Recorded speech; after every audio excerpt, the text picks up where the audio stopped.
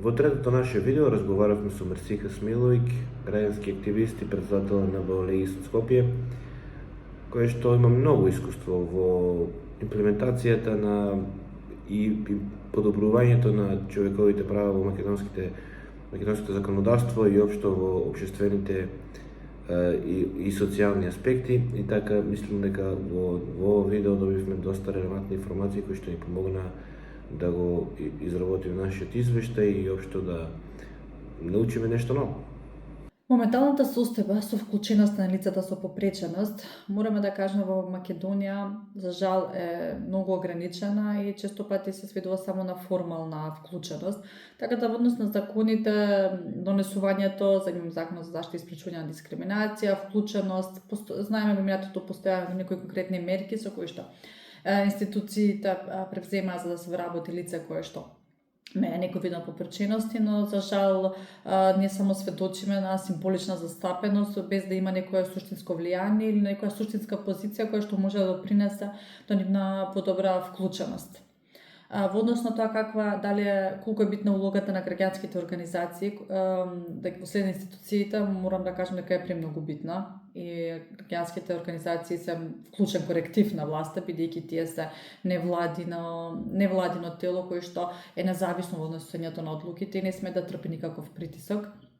Така да невладините може да обезбедат некој независен мониторинг, да е зголема транспарентноста и да бараат поголема транспарентност од институциите, како и да даваат глас на оние кои што често се невидливи во системот. Значи во конкретен случај кога збориме за корупцијата, тука нивната улога е многу важна, затоа што токму граѓанскиот притисок е тој кој што создава одговорност и поттикнува да некои работи да се сменат и алармира за некои коруптивни работи кои што се случуваат или некои неслучувања, значи не функционирање на законите.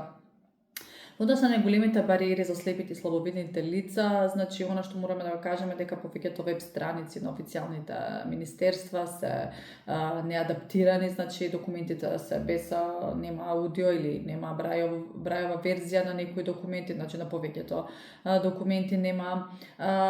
Потоа административните процедури која не ја земаат во предвид попреченоста во однос на слабовидноста. Институциите не се толку секогаш достапни физички за може да се нема пристап, значи нема можност да пристапат кон институциите, значи голем број институции немаат лифтови, туку имаат скали кои што не се секогаш достапни.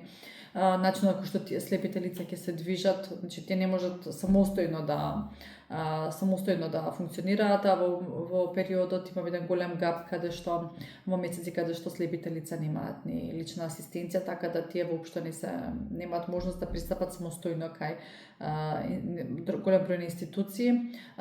Исто така потребно е да се зголеми свеста кај службениците, кај државните службеници, бидејќи тие имаат обврска согласно бројните конвенции кои што нашата држава ги има потпишано и ратификувано, имаат обврска да се зголеми свеста за слепите и слабовидните лица.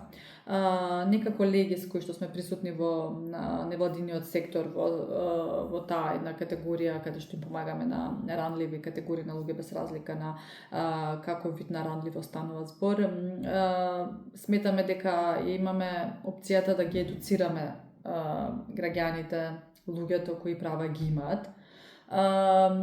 Без разлика дали се работи за лица со попреченост или граѓани, значи мора сите да бидат запознаени со своите права, така да често имаме кампањи каде што ги подучуваме за кои се основните човекови права во нашата држава, исто каде да се обратат доколку некое право им е прекршено или некое право не им е дадено на располагање.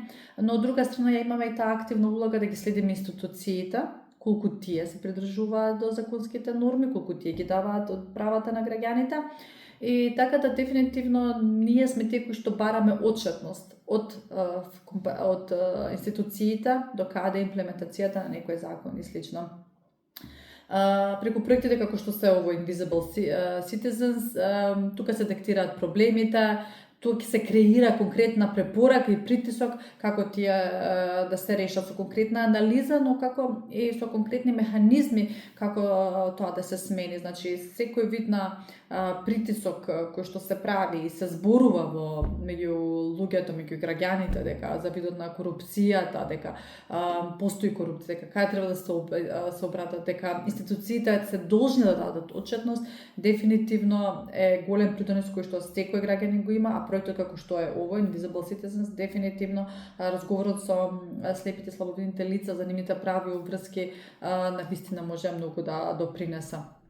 Така да таа вид соработка која е помеѓу Легис и СНЛ е многу битна, како во рамките на невладиниот сектор, така и во регионот, бидејќи самиот балкански регион има слични предизвици.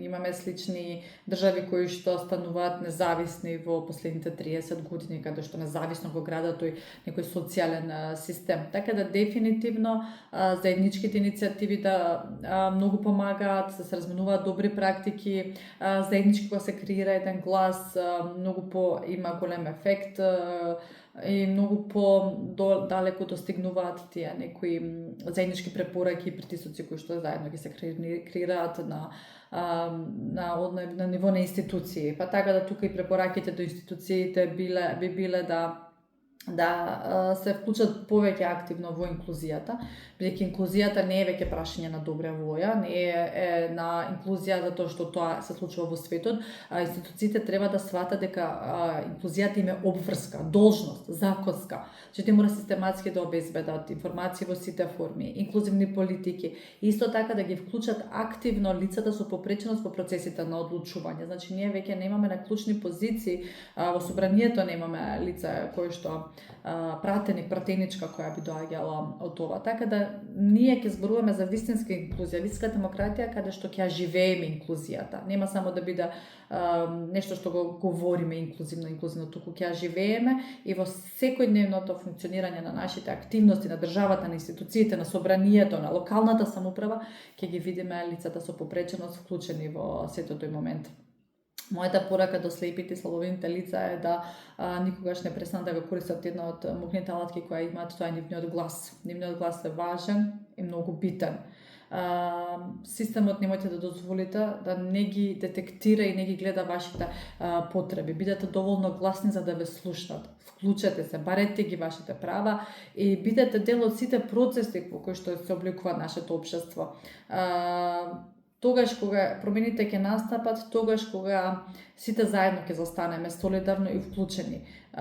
За жал, секогаш во вакви моменти на неправда, на нефункционален систем, таа нефункционалност најмногу се видлива кај лицата кои што имаат потреба од системот да ги заштити. Така да вие можете да станете лица кои што ќе бидат најгласни застапници за своите права, за својата правда. Кога ќе бидат доволно гласни, ќе ве слушнат не само институциите, туку и граѓаните кои што ќе ви се вклучат во борбата, бидејќи да сите ние копнеше желба да живееме во едно праведно друштво, во едно солидарно друштво и во едно инклузивно друштво. Ако толерираме да системот биде нефункционален за една група на граѓани, тој систем ќе биде утре толерантен и нефункционален за сите други граѓани.